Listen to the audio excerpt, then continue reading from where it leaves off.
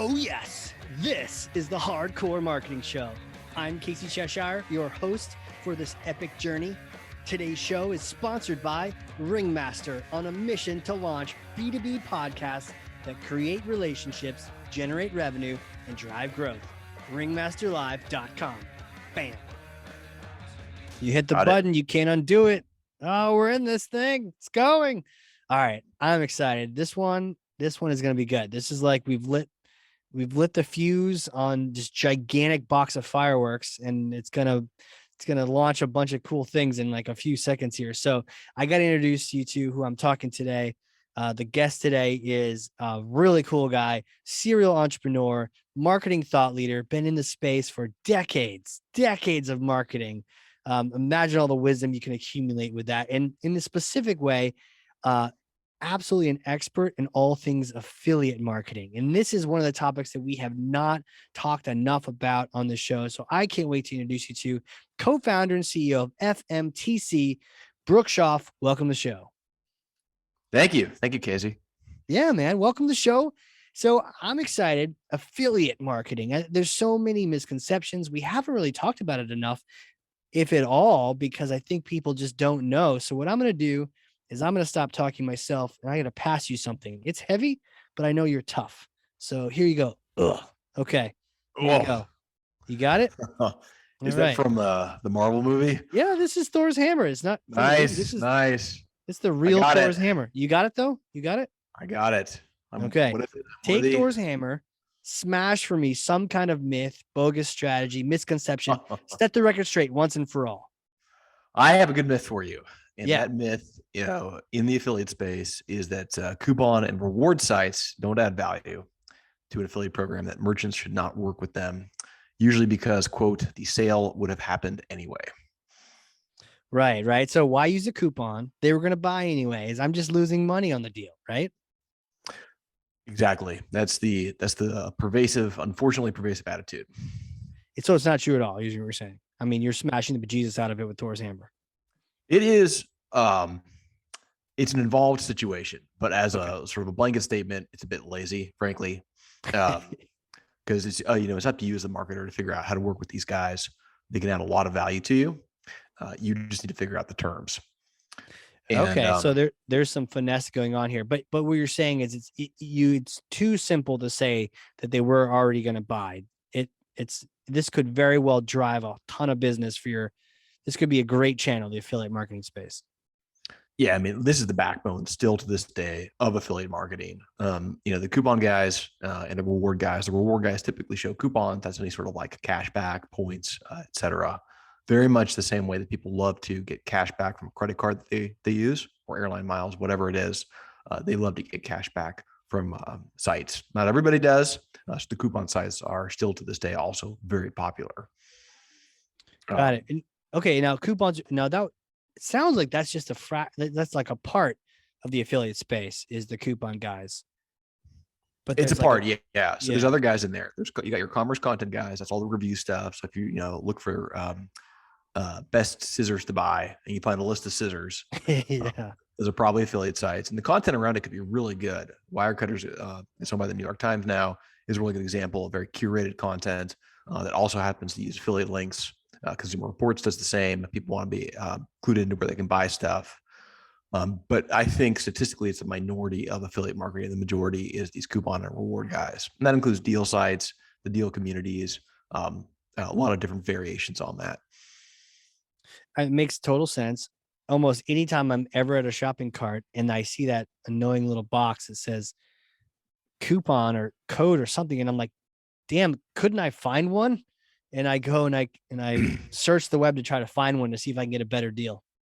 And you are not alone. So I got some stats, but bear with me. These are the only stats I'll give during this during this time. No, we like stats. Yeah. So we dug some stuff up, and from one survey I found 2/3 of customers have made a purchase they were not originally planning to make solely because they found a coupon or a discount. And the discount might not be a coupon, right? It could be a category sale. It could be a buy one, get one. It could be a gift with purchase. Lots of variations on that.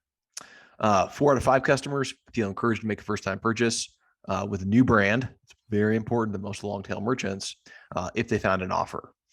And 70%, almost 69 of millennials say they won't complete a purchase without first searching for a deal.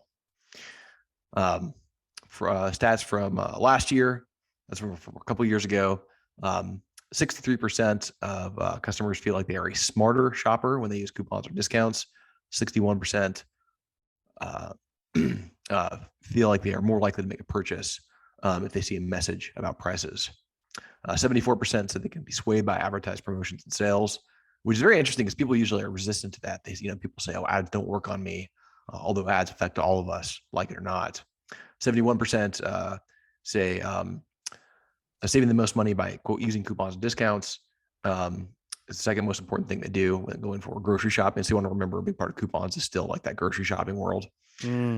And it's also worth noting, sometimes people have this impression that like it's less affluent customers that use the coupons, but that's not true. So if you look at like a list of, here's a survey of like affluent people, 79% use coupons when planning their shopping. 79% say it's exciting to discover a coupon or discount because there's sort of like that hunter-gatherer mentality around deals and stuff. And 64% say it factors into their decision for making a purchase. Lots and lots and lots more stats along those lines. Higher household incomes on average, more frequent purchases, higher cart sizes, et cetera. Because you can craft as a merchant the coupon in the way that you want it to be, right? So there could be a minimum spend that's above your average cart size. It could be a coupon code for sort of like a special a gift with the purchase. Free shipping stuff is still out there. People still like that stuff. And I'll offer three more pieces of evidence for this. One is that every merchant has shopping cart abandonment from Amazon on down. It's never going to be 100%. So as a merchant, you want to think, well, hey, how can I minimize or reduce that shopping cart abandonment?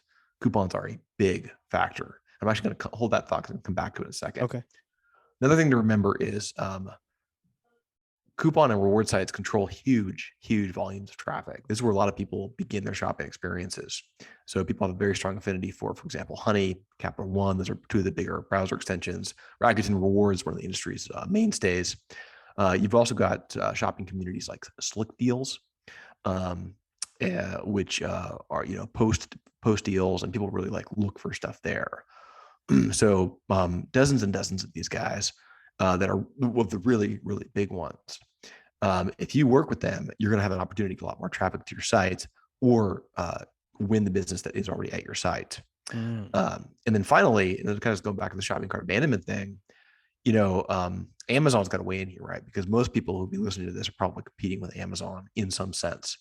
If you sell sort of hard good online, a good chance, a probability that Amazon sells it as well.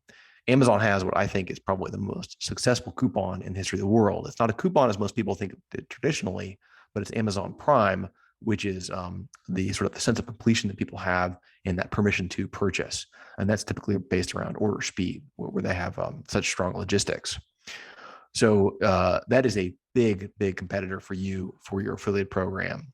And then also related to Amazon, which is really worth mentioning here, is even if you sort of like set everything else aside, you can say, well, hey, what are my competitors doing? Amazon works with all these coupon sites, and they probably have some of the most sophisticated marketing analytics of anybody out there. In fact, Amazon goes so far as to have affiliates on site. These are these content affiliates. Mm-hmm. But if you are surfing around and you see like the top 10 best scissors provided by, scissorreviews.com, that's an affiliate. And if you click through to read their review, they get a nickel from Amazon. It's less than a regular commission, but it keeps the user on the site. Without everything else, look at how closely Amazon engages with all sorts of affiliates. They ain't doing it out of the goodness of their hearts. They're doing it because it's good business for them. Should be good business for everybody else too. Wow. The nickel to keep you on the content site. There's the value of keeping you on the content site. I wanted to ask you about the deal. And you mentioned that it's a myth that only people with no money want the deal. Like everybody wants a deal, Who doesn't want a deal, right? What is that? What is that weird human sense? You mentioned hunter-gatherer. Is it that primal of the urge to want to get a deal? What is that? I bet there's some great academic research on it. I think in my observation with people I know, because it's like your buddy who bought like a luxury car, is like, I got a deal on it. You're like, yeah, not a bargain car you just bought, And I think for some people, it's the sense of competition. There's actually an affiliate executive who I was talking to, and he was bragging to me about how he got a deal on a mattress. This was in person, but poor mattress salesman must have had his arm twisted. So I think for that guy, it's like he's very competitive. I think for other people, it's that Easter egg finding information. And then some people are budgetarily constrained, right? That gets back to like less affluent people, but it could also be somebody who's more affluent who doesn't want to spend more than a certain amount of money on something.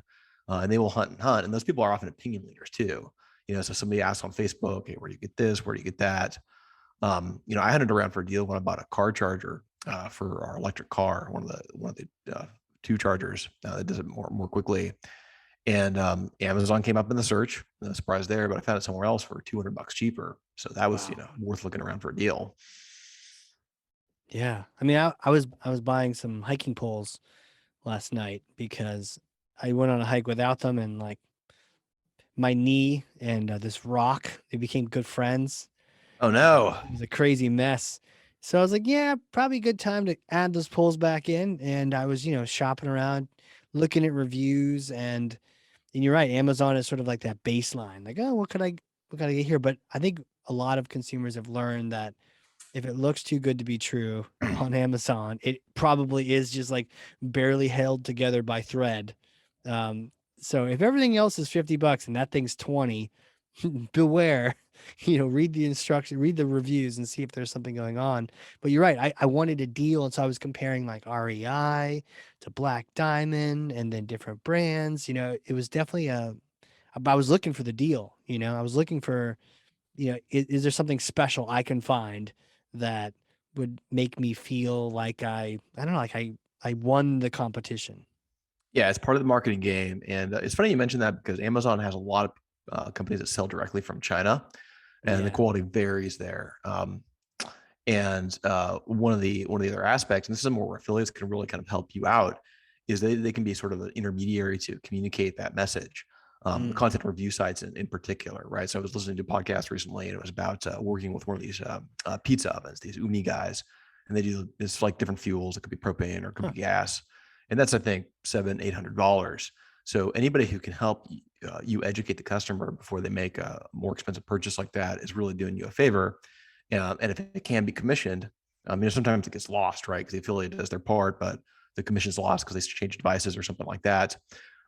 They are really bringing value to you, especially if they're bringing you a new customer. So this is sort of tangential to our conversation, but across the industry, I think there's a strong argument to be made that a lot of commissions are too low on average. It makes you wonder though, like, can you trust the write-up sites, the review sites? Like, I don't know, like if it's just, sometimes I'm thinking, are they just going to be a shill for that really terrible product because they get commission on it? Yeah, some do. Actually, it's funny. Some aren't even shills. Some just do random stuff, and then some do so like no testing, no nothing, and then some will do it programmatically. So it's the one they make the most money off of. So you should seek out a more reputable site. Yeah. Because some of them, like Consumer Reports, they have a Chinese wall between the editorial and the advertising, which is sort of similar to the traditional publishing world. So if you poke about a bit, like I think you'll start to get a sense for the stuff that's more legit and the stuff that's less legit. Although sometimes even the fake sites can help you parse through when there's 200 banana stands you could be buying. Oh, it's true. It's true. I mean, I was having an issue. I was trying to buy a headlight too, right? And it's like, there's just so many. There's just, do you want this thing, cute name 250, the cute name 300, cute, another cute name 350, and then they're off by a few dollars. It's like, man, what do I even want from this? Yep. Yeah. First world problems that we have. Right. But they are little challenges for us, and anything that can kind of help ease that is plus. And affiliates help to ease that for the consumer by bringing traffic to the merchants. How do you get into that? How, like, someone's listening, they definitely are. Who's a good fit for it first, and then let's get into how to really approach it. Well, so the affiliate marketing's got a few players. So one side has got the affiliate, which is roughly synonymous with publisher, not roughly synonymous with like influencer. Some people say publisher is like an umbrella term that usually kind of works. So you got like your bloggers, these sites that we've been talking about, some of which are very big corporations, some of which are owned by public corporations. PayPal very famously bought Honey a few years ago. And then a lot of the influencers do use affiliate links. Sometimes it's just for tracking purposes. So it's a little bit of a mix, and that can kind of be confusing when you're coming into it for the first time. And then the affiliates send traffic to and get paid by the merchants. And the affiliates usually work on a commission basis. They get 5% or 2% or 20%. It depends on the vertical, right? So supplements would be pretty high margin, pretty high commission. Software, the same thing. Airline tickets, electronics, lower commission rates. And then the merchants sign up with what are called the networks for the tracking and the payments. So for example, a company like Target would sign up with a company called Impact, and then all the tracking is done through Impact. Impact provides the links. Target cuts Impact a check or wires funds or whatever once a month, and then Impact does the payout. And so other networks include Rakuten Advertising, not to be confused with Rakuten Rewards, which used to be Ebates. You've got Awin, you got ShareSale, which is owned by Awin now. You got a lot of the smaller guys like Avant Link, Link Connector. So our company is integrated with all those guys, and we pull all the merchant programs in. We have about 18,000, and I would think in the U.S. Markets, there's probably tens of thousands more, 40, 50,000, probably higher. So big space, a lot of opportunity, a lot of competition too. Big space. So where do you get started? Like how do you dip your toe? What do you need to do? Sorry. If you had some steps, question. Yeah, no, that's all good. So you come at it from two ways, basically, right? So you say, hey, I'm an affiliate. I got some traffic, or I want to get some traffic, or I'm a merchant. It's actually much, much simpler if you're a merchant. So if you're a merchant, what you do is, I got a list here. You would choose your network, which is your tracking provider. They have different prices. Some of them target different kinds of markets. Some of them are more international than others. So it kind of depends on who you are. So for example, there's one called Reversion. They, from what I understand, they have mostly Shopify guys. They've got over 20,000, I think. And that's potentially a pretty good place. Or if you're super enterprise, you'd probably go with, we got to be careful here, but like Impact or Partnerize will be sort of typical choices. But CJ and Rakuten would say that they can take those, and Awin too, can take all that business on as well. So I certainly don't want to speak for those guys. But the short of the long is you got to pick a tracking provider, get set up with them, get technically integrated. And then the next step after that is you got to get competent program management, because you need somebody to be in charge of your program. With a decent sized merchant, it's typically a full-time job. In fact, a lot of the bigger merchants will have teams of people. When I had an agency, we had multiple people working on the eBay account. And that can be somebody who's in-house, or it can be an agency, or it can be both. But you do not want to you got to have somebody manning the till, because you can get defrauded. You really need to nurture the relationships too. So very important to have competent program management, somebody to respond to emails, somebody to help out with strategy, somebody to integrate with the team. And then you got to figure out your recruitment strategy. What kind of affiliates do I want to work with? How am I going to find those affiliates? There's tools out there. Like we're integrated with one that we resell called Publisher Discovery. And the networks will help you out with that as well. And then there's there's influencer networks too. And then you got to figure out your commission structure, so that you can get really, really complicated. You can have a rule where it's like you pay on the first guy who sends you the click, you pay on the last guy who sends you the click, you do a split between those two. You pay a different amount if it's a new customer versus a returning customer. Some products are higher commission than other products. It can be very, very involved. So for example, most merchants don't commission to gift cards. Oh, okay. Interesting. Yeah, terms and conditions is kind of in there too. Usually you'll probably be covered by like the network terms and conditions, but some people's lawyers kind of go crazy for stuff. If you can avoid that, it's probably best, because the networks, again, will cover most of the bad stuff people are doing. And you can always kick affiliates out. You can reverse commissions. You have an incredible amount of control as a merchant. Interesting. So yeah, okay. So these networks typically will help identify some of the worst behavior and help you. Yeah, they have compliance departments. And some people argue that's a conflict of interest because networks make money off of each transaction. But I think the people in those compliance departments tend to want everything to be in compliance. Yeah. And right. Because they're like their own teams. But it's not going to hurt if you do your own. Now, if you're a retailer, compliance is going to be less of an issue, because it will be more like negotiation terms. like, hey, this guy should get like a 2% commission based on what his traffic is, but this other affiliate over there, they should get a 20% commission because their traffic's just so much better. So you want to, that goes back to having somebody manage the program, analyzing the numbers, stuff like that. And then you want to communicate with the affiliates, help them identify like your target customer, what it is you do. Like the more education you can do, the better. And that takes a long time to warm up. It's actually a big reason to work with an agency is to have these relationships with the affiliates in place. And then last on my list is, of course, settling on a discount strategy. Yeah, let's talk about that. Well, most merchants have terrible discount strategies. They a lot of them just put up like one evergreen coupon, which might be okay. Might be like. I mean, could you argue it's not even a strategy? They're just sort of. Oh yeah, trying it's a half-ass tactic for the most part. Yeah. Where you can get pretty sophisticated with them. Like you can distribute coupons to affiliates that only work for that affiliate, that only credit that affiliate with the commission, that overrides other stuff. You can do that in the link structure as well. As I mentioned, you can do different commissions for different kinds of affiliates under like different click paths, purchase paths. So a lot of opportunity there, but it takes time to do that, right? It takes time to understand it. It takes time to figure out what you want to do. All that's kind of like corporate strategy stuff, and it requires experimentation too. And that's usually around sort of like optimization stuff. So actually, a casual piece of advice I would give to like a merchant would be to say, hey, don't worry about optimizing your program when you first do it. You want to guard against fraud, which I was saying is actually less likely for a retail program, because fraud is really like they would buy something and return it and try and keep the commission or something shady like that. But that means they have to have like the fake credit card, which probably gets caught by your credit card processor, and then you track it back to a certain affiliate. So if you're kind of keeping your eye on stuff, scams like that usually get caught pretty quickly. So again, it's all about the commercial terms that you're using with affiliates. The lead space is a little bit different because somebody's sending you information with the lead, so you have to be more careful with the vetting. But the retail space is just much safer in general.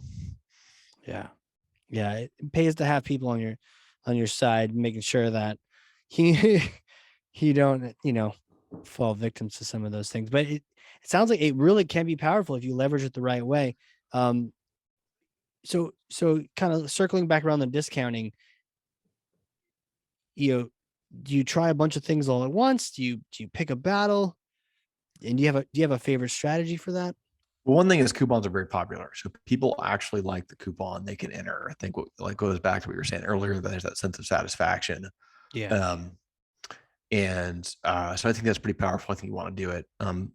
Amazon does something that's worth being aware of, where like they have a little click. And people say psychologically that makes people feel possession of what they've put into their shopping cart, so more likely to convert. A lot of merchants have sort of games where they'll put the coupon codes on the landing page, and then like you can choose from coupon codes you would use. So it's almost like a little bit of the honey experience on your own website. And I think it just goes to show people do really enjoy that. And if you're doing it on your own website, for goodness sakes, you should be sending those coupons to affiliates. If you can send them extra stuff, that much the better. It doesn't have to be site-wide. It can be on a product. It could be on a category. Again, give with purchase thing is great. So I would play around with that. Think, hey, how can we do something to sweeten the deal to the customer? And everybody does this. Everybody does this, right? In one way or another. So Apple, for example, really typically does not discount, but if you go on the right day, like maybe a Black Friday sale, they'll do credit with a purchase, which is the equivalent of a gift with purchase, right? So people are doing it. You just need to figure out what your strategy is. And I would also say the more frequently you can do it, the better. Because going back to that guy with the evergreen I was talking about, like we process all that data, and we post these coupons, and then we have to go back and check later. We usually do it every few months to see if that deal is still good. Most of the time it is, but sometimes it goes stale. They don't update that in the network. So we're the ones who end up catching that. So that's like being, that's really bad from my perspective. If you have more frequency, that's sort of like more movement, right? It'll pop up more often. People will see stuff more often. That's absolutely what you should be doing. And if you're a savvy merchant, there's a huge opportunity for you to get a leg up on your competitors. One, an affiliate manager who's responsive, going back to my earlier point. And then two, good offers and deals, links, just being like really good with that stuff. Because the coupon sites actually, they call it content. It's deal content. It's content the customer reads. Right. It's not like content like an article, but it's still content people seek out. Yeah, it's interesting that they seek it out, and it's a part of the process, and not to Part forget of the that buying it's process. Yeah, you yeah, said that. I think it was yeah, 70% of millennials absolutely is part of the process. And that is a big opportunity for you as a merchant, because you could be selling the exact same thing as somebody else, and that is in the cart. And if you got the deal sweetener, you could win the business. And yeah, it could go through an affiliate and you got to pay the affiliate the commission, but you might have won yourself a new customer. Plus, yeah. you got to pay, it's not a commission, but like Google AdWords, Facebook, those are costs that you don't get to set. With the affiliate marketing program, you get to set your commission. No other channel gives you so much control except like your in-house email list. Right. And it's a marketplace, right? So if people aren't feeling it, they don't like the level you've set, you won't get as Totally many. marketplace. Programs have reputations too. Affiliates kind of talk, and you want to be the program. People say, "Oh, those guys are great." I don't sell like chicken feeders on my side, but if I did, I totally work with them. Yeah. And then when somebody who's like got the chicken blog is asking around, we're doing some research, they'll send some traffic to you. It gains that reputation among the market. Interesting. Yeah. Yeah. But even the conversion percentages, or if compliance has been stealing back a lot of the commission checks, then just the word just spreads. These guys are Yeah, great to yeah. work No, with. These some guys. merchants really cheat affiliates, and sometimes it happens through incompetence. So, for example, there's a company out there now that does testing on cookies. So, especially for GDPR over in Europe, they'll test if the cookie is set properly. Because even if it's server to server tracking, which is, we don't need to go into that, but it's just some technical stuff for an affiliate program, you'll still need to set an initial cookie. That'll be the first party cookie, so it's compliant with like the GDPR stuff. But then you got another light box for what they accept, and then you got the post landing page. That stuff can get messed up, and it's probably some engineer doesn't know what the affiliate program is, who just clobbers it. So that kind of stuff can happen a lot, and the affiliate's the one who gets the short end of the stick. Again, that doesn't happen to Google, doesn't happen to Facebook. They got you their nickel from you already when they sent the traffic your way. Right. Right. Where does this go? Where do you see this going in the future? You want the big vision, Yeah. What's the Casey? big vision? I think the big idea is that all links are eventually affiliate links. Wow.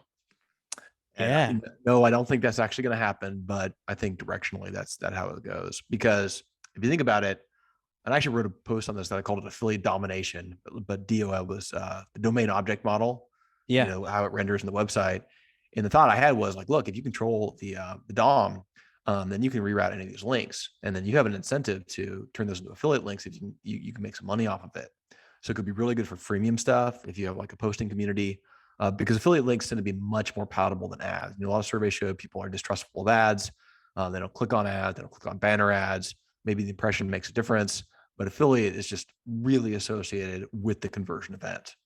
And to that end, if somebody's on, one thing I was thinking was like, hey, if you're in Slack and you got the free account, and then Slack sends a link to, Amazon to buy a book, or Etsy to buy arts and craft stuff, they could totally turn that into an affiliate link. Now you have to do that with the permission of the merchant and the network. But that would seem to me like a fair trade, because if you're using, say, Slack for free, then it's reasonable that they would make money off of something like that. You would never have to post links, et cetera. And you need to sort of sort through the compliance stuff. Right. Pinterest got in trouble for doing that a few years ago. But when that story broke, I was like, what's the issue? The link's going where they thought it would be. As long as there's reasonable sort of like disclosure around it being a commercial relationship, I don't think you're doing anybody wrong. You're helping out the site. And so the idea is, I think as time goes on and people realize there's commercial value to just about any link, and that link can be made an affiliate link more easily, including maybe links to multiple merchant websites, you're going to see more and more of that happen. So you already seen it in the commerce content site with all these guys that do the review stuff. That space is owned by affiliates now. And that also supports the editorial, right? That lets them keep hiring writers. And I think you're going to see more stuff in the internet in the future too. The idea that everything, almost like with SEO, where there's page rank and everything has rank and everything gives link juice to, the same kind of thing. Now it could have juice, but now it has real juice. It has a little cashew. Yeah, different kind of juice, different flavor, Yeah. right? Or maybe you just have Google track the whole thing, right? Like you're already tracking link juice. Just track money juice as well. And It's funny you say that because Google bought a company called DoubleClick many years ago, and they were DoubleClick. the really big display advertising network. And previously, DoubleClick had bought Performix, which was an affiliate network. So they rebranded that Google affiliate network, and then some years into running it, they just shut the whole damn thing down. Wow. And the argument was that however much money it made, probably in the tens of millions of dollars, was like a rounding error for Google. Right. And the affiliate, one thing about the affiliate market space, which is a challenge, but also an opportunity, is it's very relationship intensive. It's not a command and control system. So you got to get, you got to do the trenches, you got to seek people out, you got to work with people. And that's not Google's thing. So I think they had some moment of clarity internally inside the company. And they just announced one day they were shutting it down, and it's gone now. So I don't know if Google will get back into that game. Yeah, only if they could automate the thing completely, and it was just, if you want credit, go here. If you don't, but to go back to your thing about the rankings, maybe what Google would do would be to start to give SEO credit for affiliate links. Wow. And then you can say, well, look, it is a commercial link, but it still says something about this business that more people are linking to them. Except there's a link farm somewhere that just grows those things. You need paid rank and stuff. Yeah. I mean, you'd have the same challenge with you right now. Yeah. Totally. Crazy. Well, obviously you're on top of things. Do you have any favorite books or podcasts you like to listen to? Oh boy. Right now I'm reading one of the big ones, City of God by St. Augustine. Oh, what's it called? City of God. Wow, dude, that's a huge book. It's it's one of the classics. Pretty interesting. Rome got sacked in 410 AD, and everybody blamed the Christians. They're like, "Hey, we stopped worshiping Zeus and everybody else. That's your guys' fault." And so Augustine said, "No, let me tell you why you're wrong." In many pages. I'm actually in a book club, an online book club called Online Great Books. That's my little plug for those guys. And we read all this stuff. You start with the Iliad, and you go through. So if reading is your thing and you want to read the classics, it's a great way to do it. Those guys have a podcast that I like too. And then I'm listening to the Bible in a year, which is pretty neat. I've never actually read all the books of the Bible before. Is it that popular podcast? Say again? Is it the one with Father Mike or whatever it is? Yeah. You know it. Yeah, I'm on that one too. I was listening to that one too. That's pretty cool. Yeah, that's funny. I guess that guy's good, man. He's got a good voice for it. He does. Yeah, it's funny. It's really funny. One of my employees mentioned that she's listening to it too. So I guess he hit it somehow. But it's also I think it's like the most popular podcast ever. It could be. But it makes sense because it's daily. So all the millions happen every day. It's it's a good length too, because it's usually about 20 minutes. Yeah, it is. Yeah, and then I got a bunch of other ones I listen to. I listen to some marketing stuff sometimes. I listen to a few year episodes. Those are great, of course. And some other cultural stuff, which is pretty good. And then I read business books too, although I can only read so many of those. My wife's got me reading a book about connections.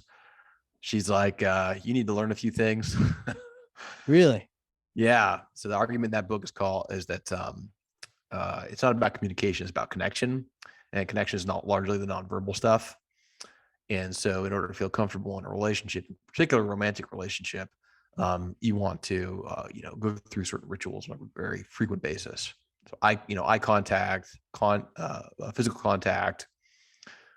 So it's, what else? What's the book called? Connections? It's called, More Than Words. More Than Words. Yeah. And, could be a little bit shorter. I actually know the author. There's another good one along these lines. If you're interested in personal stuff, called Attached, which could be a bit better written. And I sound like a horrible critic here, but I'm just giving it to you. Clearly, you've read a lot of books, right? Yeah. Yeah, great ideas. So it takes basically like infant connection, and it says like in our adult lives we have certain connection needs, and people fall into mostly one of three buckets. They call it secure, anxious, and avoidant. And so the idea is that if you're secure, like normal relationships, but if you're anxious, you're like too needy. And then if you're avoidant, you're too aloof. So those ideas, sometimes like you read stuff and you're like, Which how did I bucket do never you come up? fall in? I am avoidant, and my wife is anxious, which is um, a very challenging combination. What happens? What happens if one is avoiding and one is, I mean, you're chasing It's a each good other, I way. guess. It's a good way for conflicts to start. That's what Oh, happens. yeah. You Good call. gotta compromise around stuff. It's a classic case of like something's happening and one person's not annoyed. In fact, one person's oblivious, and then the other person is anxious, and then the anxious person can't take it anymore, whereas the other person's oblivious. Yeah. It's sort of like a lot of those silly examples when you got you're at home and living with people, like if stuff's clean or if it's dirty, or like how the dishwasher gets loaded. You have to realize that some stuff's important to other people, even though it's not important to you. It's an Right. important life lesson for business and for business and our personal lives. That's such a huge thing for, marketing and any business, right? Because I used to be where if the ad was terrible or if it didn't appeal to me, then it was a bad ad. I was like, oh, that's stupid, bad ad. But maybe I just wasn't the target audience.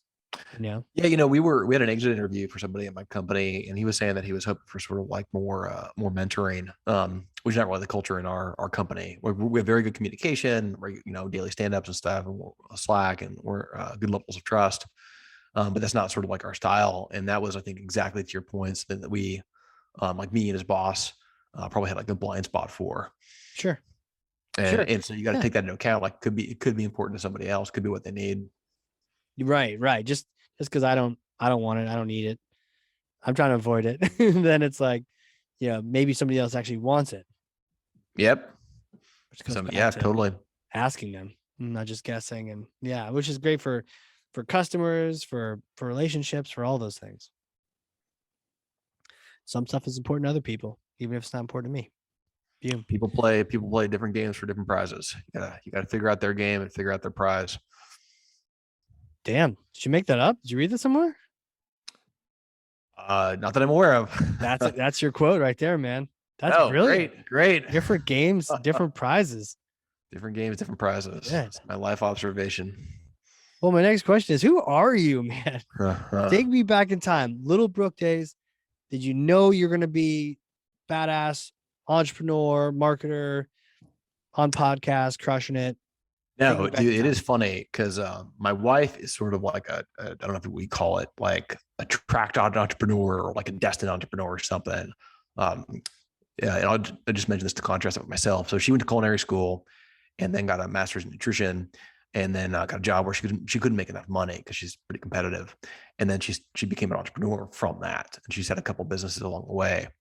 But for me, I basically just totally stumbled into it. I've stumbled into many things in my life, Casey. Yeah.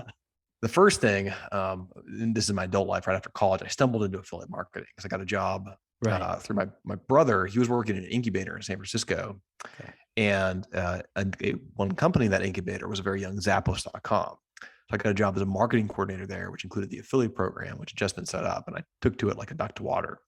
So I think it's fair to say I'm an OG affiliate marketer going back to 2000.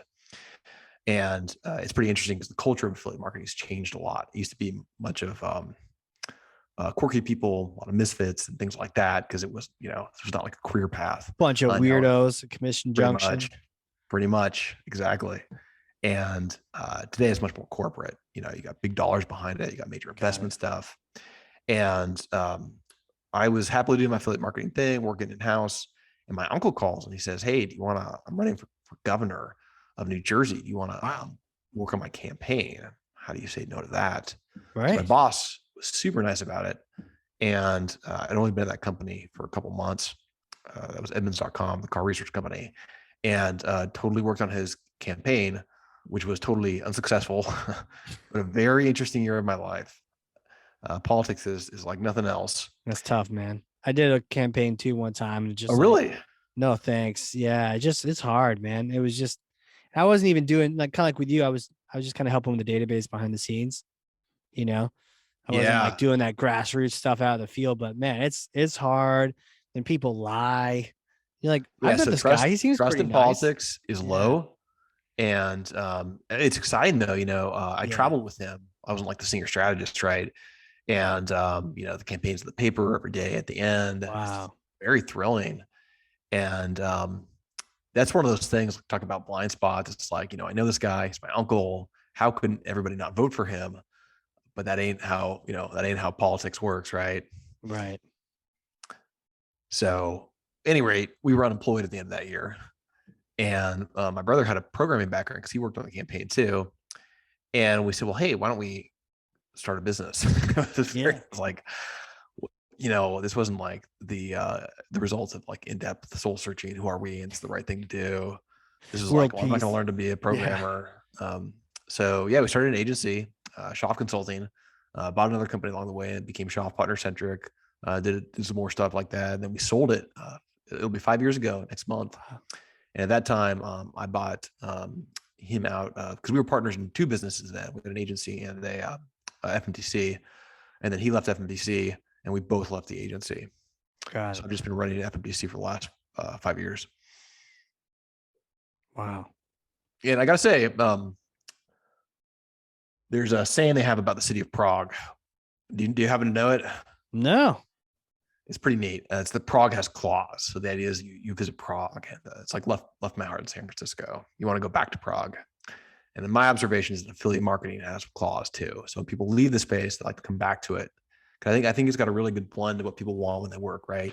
Because you got numbers, you got real numbers, same as you would have with like different marketing campaigns. But then you got there's a creative element.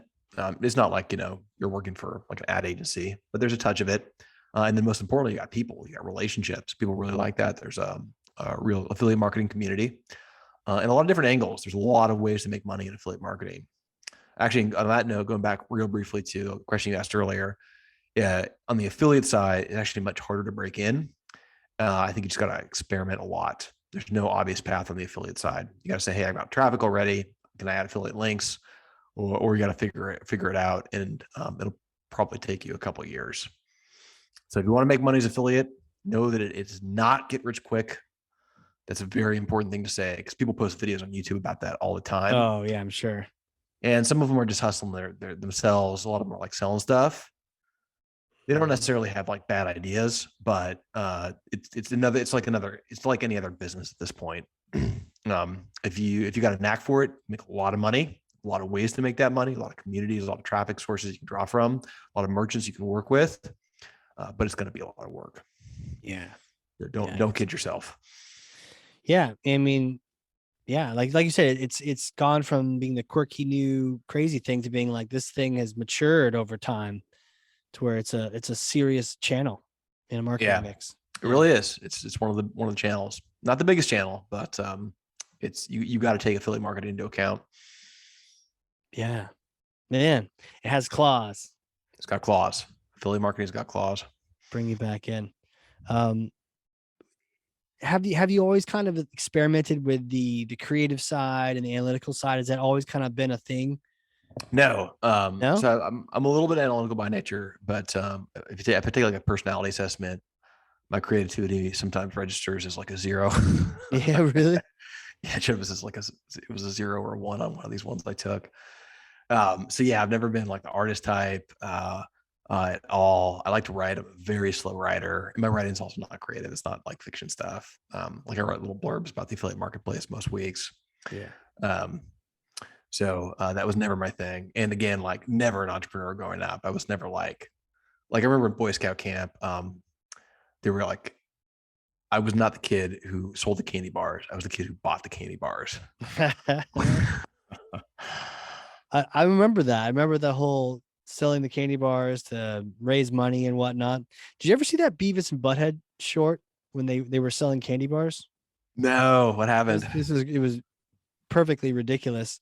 They had 2 boxes of candy bars.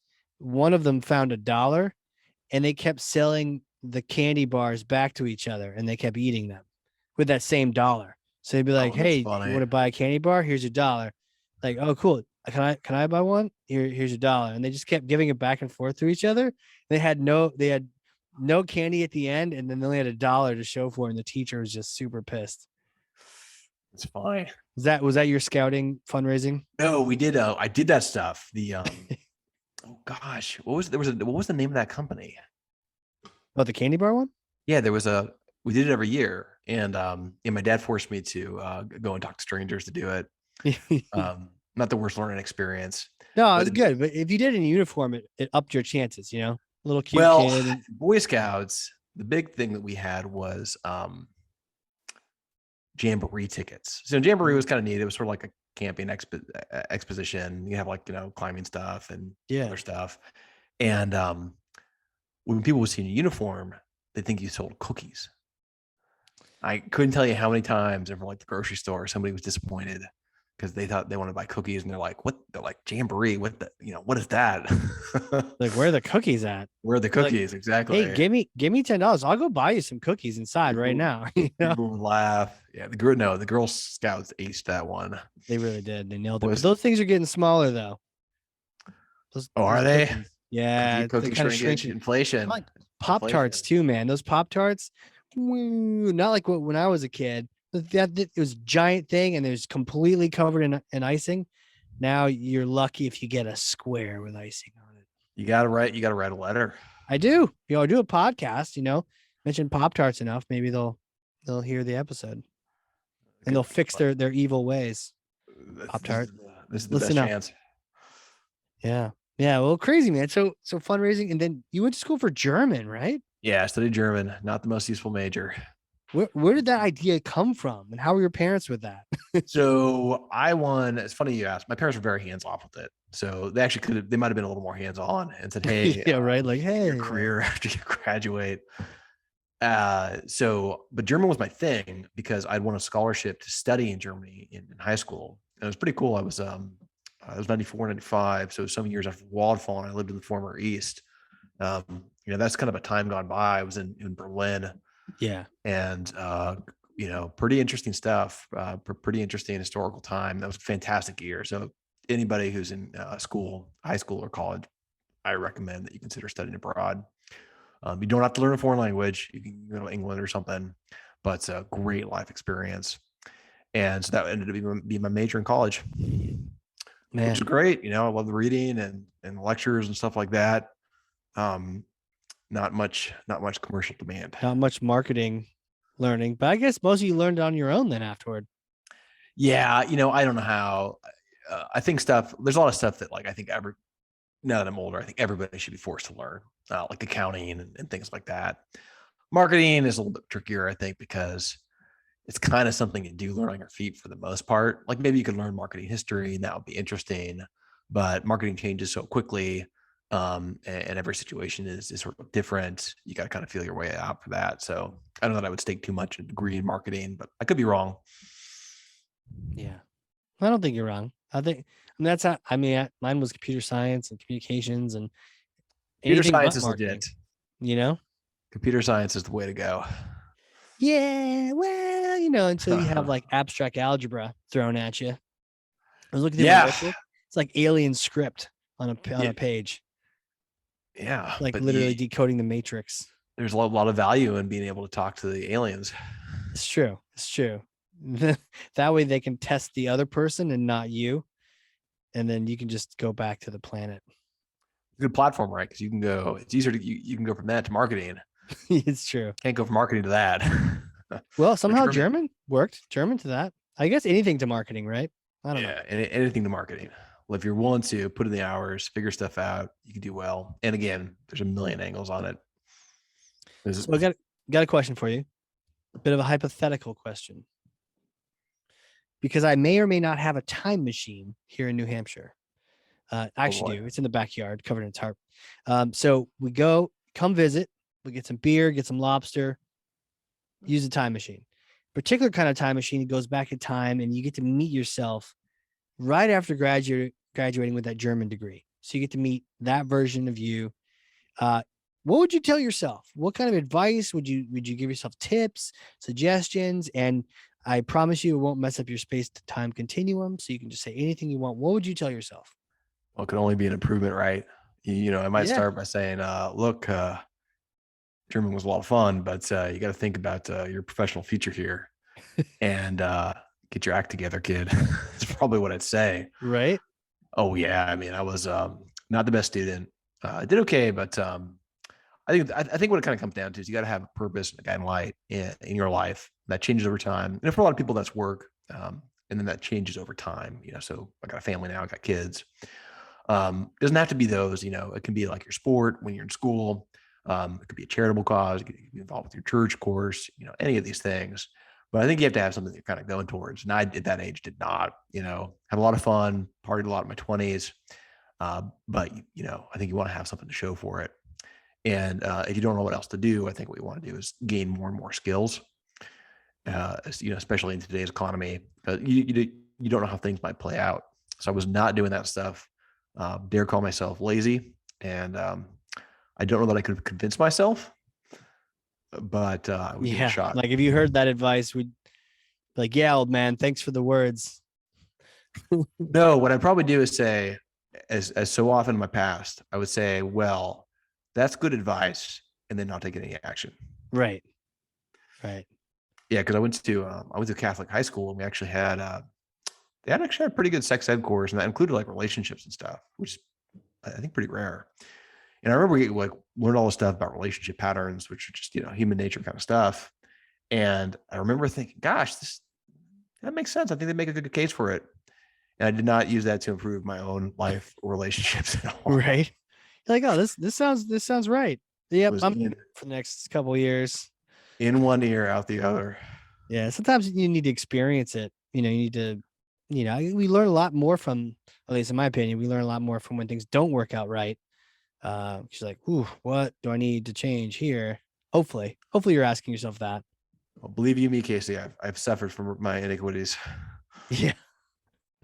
Yes, but you've learned from them as well. I have learned from them as well. Yeah, totally. Very slowly but surely. Well, I mean, I think that, but that goes to your advice too, or the idea of having something you can move towards, that purpose. And it could be something simple, but it's at least something either drawing you or allowing you to push yourself forward in making progress in something, whatever it is. Yeah. And I think you got to accept when it changes, which is tough, right? Like you're like, wait a minute, this is no longer the right career. And then for me, like I used to fence, like I fenced in high school. And Did you really? Yeah, it was club sport in college. It was pretty neat. But there's I did not go to a varsity school. There's only a handful in the country. But I had a hard time giving it up because like, oh, this is my thing. I'm like a fencer. And in hindsight, I should have like gone on to something new sooner because it was great. It was great while I did it. There's a guy who has a book called I think it's called The Way of the Superior Man, which sounds like a provocative title, but worth reading. And he calls it burning your karma. So you gotta kind of go on to the next phase, figure out the next thing. And I did that in my life when I moved from LA. So 11 years ago, I picked up and moved to Austin because I had that sense, and I think that was the right move. I continued my business over here, started a new life, which was a lot of work, but it was really good. Left my comfort zone, of course, and then found a wife and got married.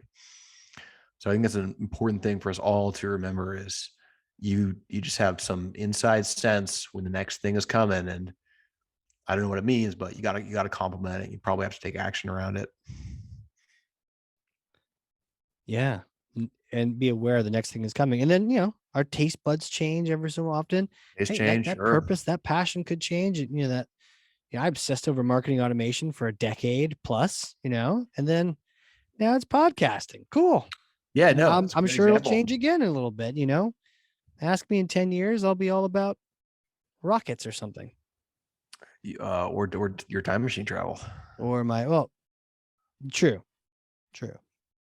But we can't talk about that because you don't want people to know about it. Oh yeah, we can't mess stuff up. The Star Trek world, right? I've been watching The Flash. All he does is mess up the timeline every time he uses time travel. So it's rough. You can't go back. You can't do it. Sweet, man. This is good stuff. Where can people reach out and connect with you? Where do you want them to say hi? What social platforms? What websites? All that jazz. Oh yeah, so LinkedIn is hands down the best. They can email me at Brook BROOK at fmpc.co, not .com, .co. Cool. And you can also find me Brook Schaaf on LinkedIn, BROOK SCHAAF. Boom. There it is, man. Good stuff. What do you think? That's good. That's a good format. Yeah. Yeah. Well, dude, I am so glad. Thank you for coming on here, teaching everyone here. I mean, we talked affiliates, we talked the idea of the deal, the chasing of the deal, the motivation. Have I persuaded you? Have I persuaded you to launch an affiliate program and hell yeah, issue deal? Yeah. Great. Yeah, no, I want to, yeah, like the idea and the fact that you can control it more than almost any other channel. You can control the commission, control the deal. What are the rules by which that commission happens? Like there's a lot of control over there. To your point though, you need someone in there to help you. And obviously people can reach out to you and your team for that. Yeah, definitely. We're happy to talk, share info about the affiliate market space. It's a great one. It's still growing like crazy. So good stuff's going to be forthcoming. Absolutely. And for those people listening, if you did learn something, and I freaking know you did, because I literally have 2 pages of notes over here, then share this with someone else. That is thought leadership, when you get content that you learned into someone else's hands. 1 person, 300 people, 9,000, whatever the number is, just get good stuff into other people's hands. And with that, man, Brook, thanks again for being on here and hanging out with me. Great. Thank you, Casey. All right, everybody. This has been another exciting episode of the Hardcore Marketing Show. We will catch you all next time.